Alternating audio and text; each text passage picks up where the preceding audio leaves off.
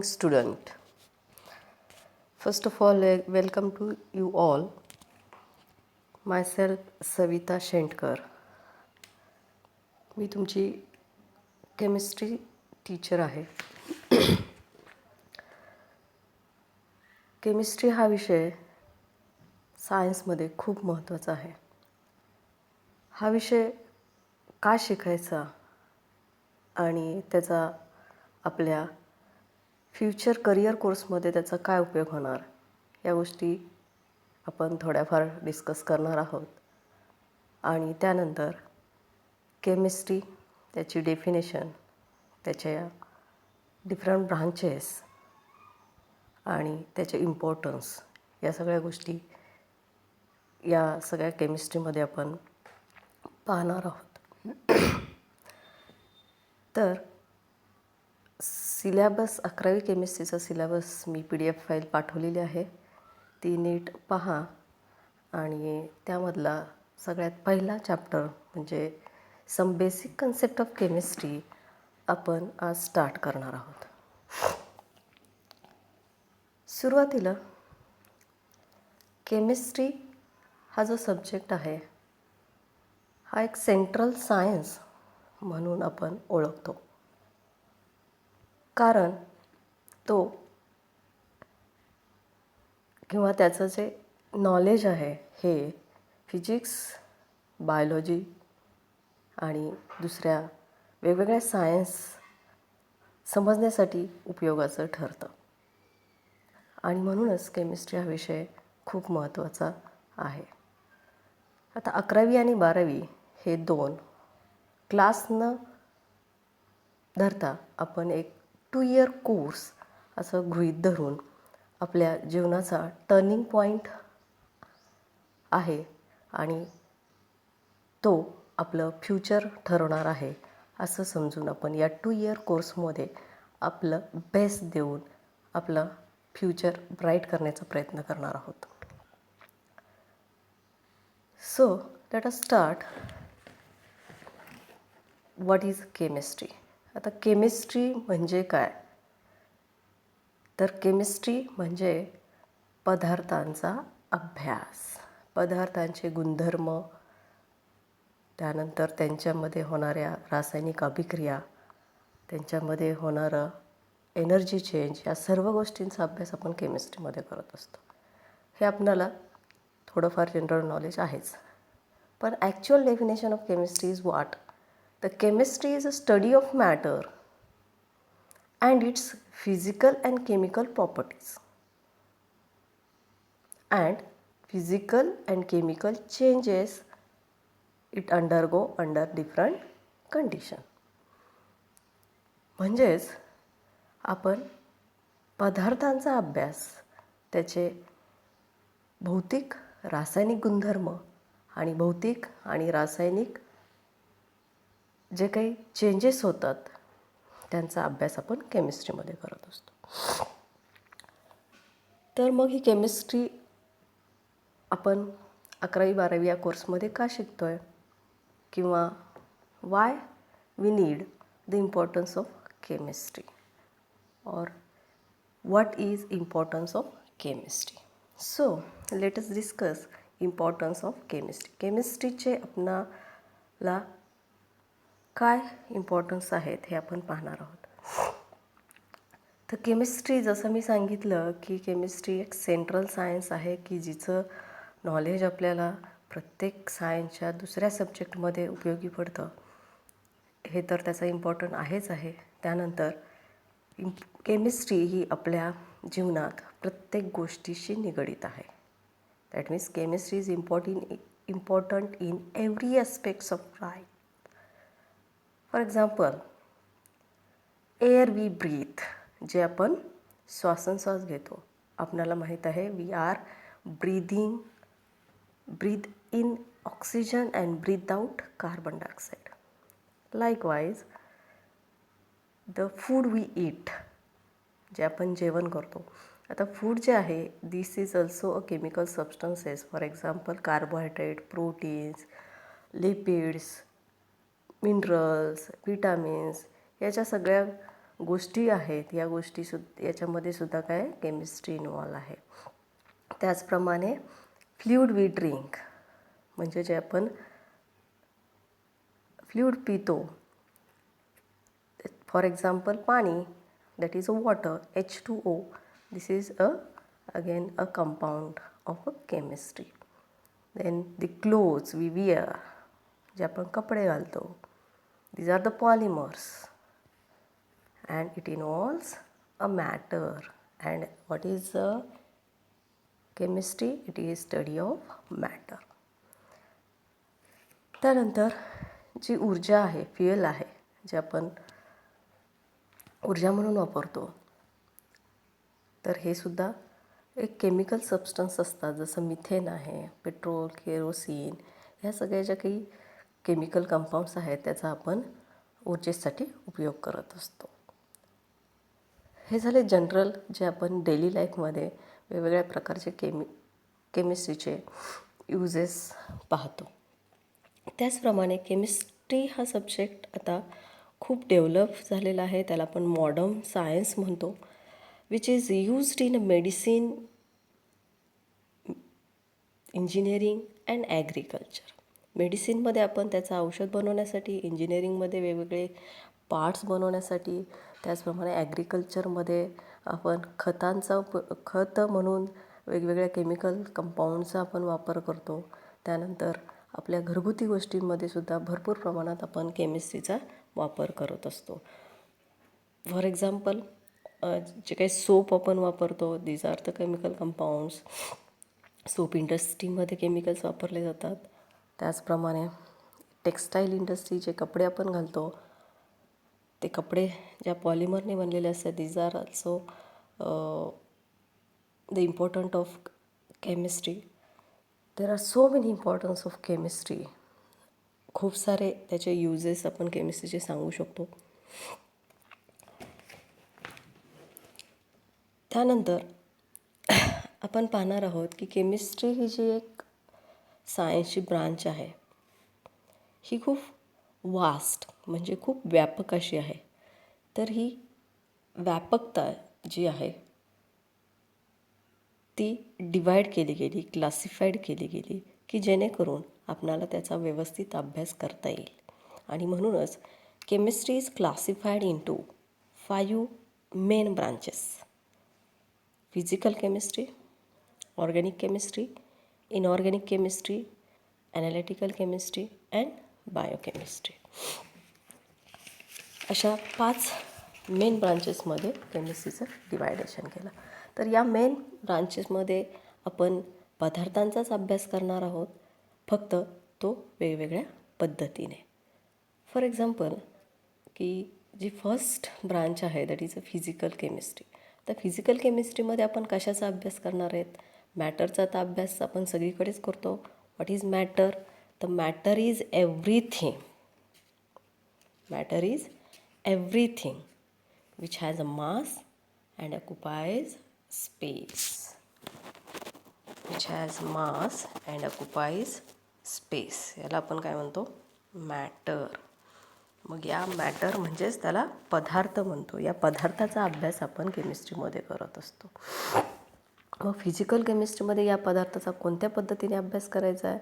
तर फिजिकल केमिस्ट्रीमध्ये आपण मॅटरच्या properties, structure, principle, theories, laws of matter is studied and the energy changes during the chemical and physical changes.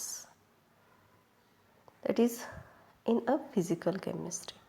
Physical, let it defined more properly. It is defined as study of chemistry which deals with study of properties, structure, principle, laws, theories of matter and energy changes. म्हणजे पदार्थाच्या गुणधर्माचा, तत्वांचा, नियमांचा आणि ऊर्जेमध्ये होणाऱ्या बदलांचा अभ्यास आपण फिजिकल केमिस्ट्रीमध्ये करत असतो. त्यानंतर दुसरी ब्रांच आहे ऑर्गॅनिक केमिस्ट्री. तर ऑर्गॅनिक केमिस्ट्रीमध्ये कशाचा अभ्यास करायचा आहे? तर ऑर्गॅनिक केमिस्ट्रीमध्ये आपण कार्बन आणि कार्बनने बनलेले कंपाऊंड्स यांचा अभ्यास आपण करणार आहे. तर what is then the definition of organic chemistry? It is defined as study of carbon and carbon containing compound. त्याच्यामध्ये फक्त कार्बन आणि कार्बन असलेले पदार्थांचाच आपण अभ्यास करणार आहोत. त्यानंतर तिसरी ब्रांच आहे इनऑर्गॅनिक केमिस्ट्री. तर इनऑर्गॅनिक केमिस्ट्रीमध्ये आपण कार्बन सोडून बाकी राहिलेल्या सर्व संयुगांचा एलिमेंटचा आपण या इनऑर्गॅनिक केमिस्ट्रीमध्ये अभ्यास करणार आहोत. तर what is the definition of inorganic chemistry then? It is study of chemistry deals with a study of all other elements except carbon. Carbon सोडून सर्व संयुगांचा अभ्यास या इनऑर्गॅनिक केमिस्ट्रीमध्ये होत असतो. त्यानंतर चौथी ब्रांच आहे ॲनालिटिकल केमिस्ट्री. ॲनालिटिकल केमिस्ट्रीमध्ये आपण पदार्थांच्या क्वांटिटेटिव्ह अँड क्वालिटेटिव्ह ॲनालिसिस संदर्भात अभ्यास करत असतो. आणि म्हणूनच त्याची डेफिनेशन आपण अशी करतो, it is study of chemistry which deals with quantitative and qualitative analysis of substance. Quantitative म्हणजे किती प्रमाणात, क्वालिटेटिव्ह म्हणजे त्याची प्युरिटी, त्यांचं ॲनालिसिस आणि प्युरिफिकेशन टेक्निक्स आपण या ॲनालिटिकल केमिस्ट्रीमध्ये पाहत असतो. आणि पाचवी आणि इम्पॉर्टंट ब्रांच आहे बायोकेमिस्ट्री. आता बायोकेमिस्ट्रीमध्ये आपण काय पाहणार? तर बायोकेमिस्ट्रीमध्ये सजीवांच्या शरीरात असलेल्या सबस्टन्सचा अभ्यास आपण या केमिस्ट्रीमध्ये करत असतो. It is study of chemistry which deals with study of substances present in living organism. अशा पद्धतीने केमिस्ट्री म्हणजे काय, त्याचे काय इम्पॉर्टन्स आहेत, त्याच्या काय ब्रांचेस आहेत हे आपण पाहिलं. त्यानंतर पुन्हा आपण मॅटरवर येऊ की मॅटर म्हणजे काय, तर पदार्थ. पण पदार्थ म्हणजे काय, तर पदार्थ म्हणजे असा सबस्टन्स की अशी कुठलीही गोष्ट की ज्याला काय आहे, वस्तुमान आहे आणि जे जागा व्याप्त. What is matter? Matter is everything which has a mass and occupies space. Which has mass and occupies space. म्हणजे पदार्थ म्हणजे ही प्रत्येक गोष्ट ब्रह्मांडामधली, युनिवर्समधली प्रत्येक गोष्ट की ज्याला वस्तुमान आहे आणि जे जागा व्याप्त, त्याला आपण मॅटर म्हणतो, की ज्याचा अभ्यास आपण केमिस्ट्रीमध्ये करत असतो. मग हे मॅटर जे आहे पुन्हा वेगवेगळ्या प्रकारामध्ये डिवाईड होतं. तर matter is mainly classified into 2 types, that is pure substance and mixture. म्हणजे मॅटर 2 प्रकारचे असू शकतात, एक प्युअर सबस्टन्स आणि दुसरा मिक्सचर असू शकतं. त्यानंतर प्युअर सबस्टन्स परत डिवाईड होतात 2 प्रकारामध्ये, एलिमेंट अँड कंपाऊंड. आणि मिक्सचर पण डिवाईड होतात 2मध्ये, दॅट इज होमोजिनियस अँड हेटेरोजिनियस. त्यानंतर जे प्युअर सबस्टन्स एलिमेंट्स आहेत ते अजून 3 वेगवेगळ्या प्रकारामध्ये डिवाईड होतात, that is metals, metalloid and non metals. Let us see what are these types and let us understand what is mean by pure substance and mixtures. तर pure substance म्हणजे काय, तर प्युअर सबस्टन्स म्हणजे असे substance की ज्यांना definite chemical composition असणार आहे. म्हणजेच वेगवेगळ्या संयुगांनी बनलेले जे सबस्टन्स आहेत ते त्यांच्या डेफिनाईट कंपोजिशनने बनलेले असतात.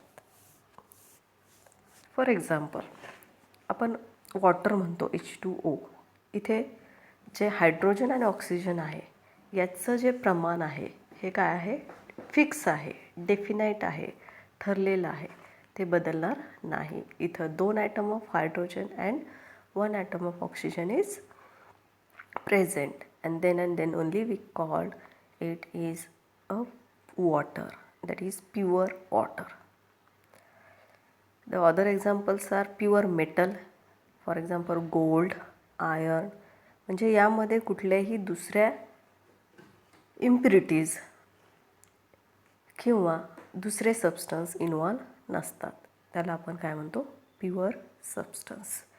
The substance which has a definite chemical composition or a combination is called as pure substance.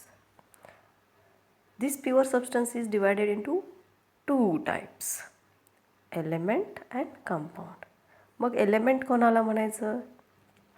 Elements म्हणजे की the substance which cannot broken down into simpler substance by ordinary chemical changes. म्हणजे असे substance की जे साध्या chemical चेंजेसनी broke down होत नाहीत, म्हणजेच छोट्या छोट्या तुकड्यांमध्ये ते ब्रेक होत नाहीत, अशांना आपण एलिमेंट्स म्हणतो. आता फॉर एक्झाम्पल आपण म्हटलो हायड्रोजन एलिमेंट किंवा आपण म्हटलो कॉपर एलिमेंट, ॲल्युमिनियम एलिमेंट. हे ते एलिमेंट्स आहेत.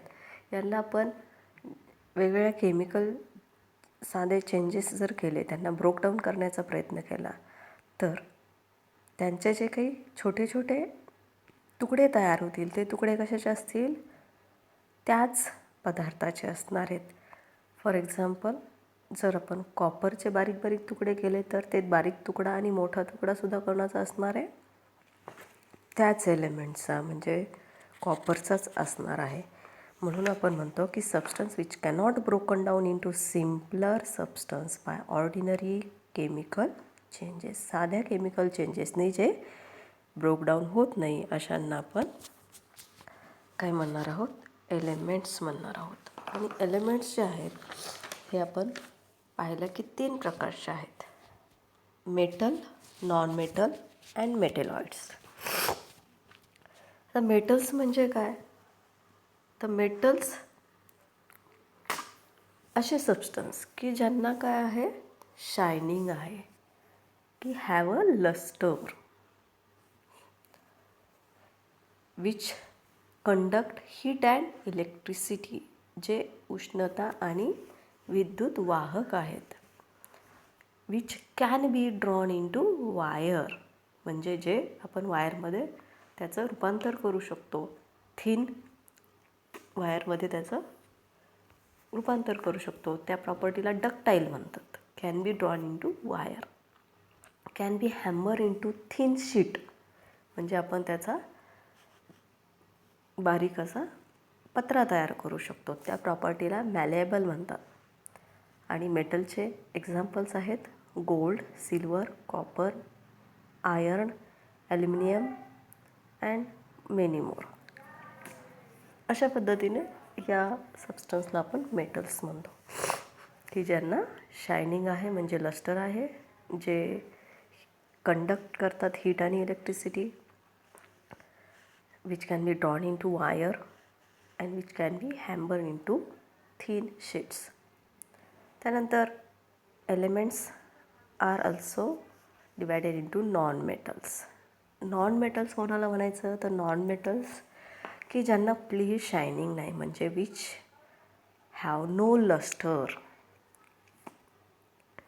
Which are poor conductor of heat and electricity, जे विद्युत आणि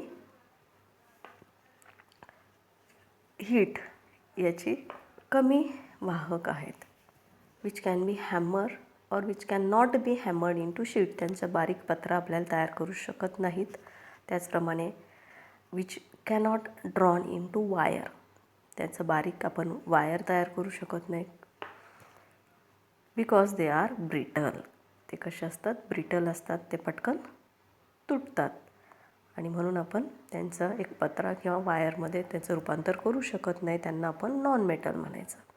for example iodine, nitrogen, carbon या सगळ्या एलिमेंट्सला आपण काय म्हणतो, नॉन मेटल म्हणतो. त्यानंतर एलिमेंट्सचा तिसरा प्रकार आहे मेटलॉइड. तर मेटलॉइड म्हणजे काय, तर जे एलिमेंट मेटल आणि नॉन मेटल या दोन्हीच्या मधल्या प्रॉपर्टी दाखवतात. Element which have a property intermediate between metal and non metal, म्हणजे ते काही मेटलच्या प्रॉपर्टी दाखवतात, काही नॉन मेटलच्या, म्हणजे त्यांच्या मधल्या प्रॉपर्टी दाखवतात. अशांना आपण काय म्हणतात, metalloids. Elements which have a property intermediate between metal and non metal are called metalloids. Example arsenic आणि सिलिकॉन.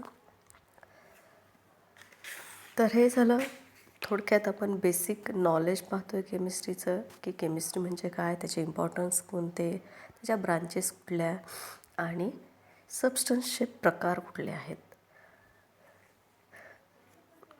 तर आजच्या लेक्चरमध्ये एवढंच.